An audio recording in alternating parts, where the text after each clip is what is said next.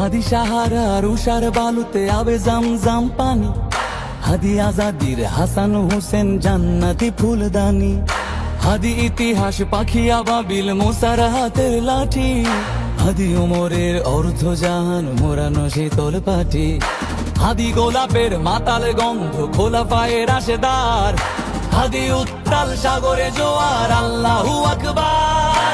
আবু ভারতীয় আধিপত্যবাদের বিরুদ্ধে আজ পর্যন্ত যারা কথা বলেছে তাদেরকে বাংলাদেশ থেকে সরিয়ে দেওয়ার চেষ্টা করা হয়েছে।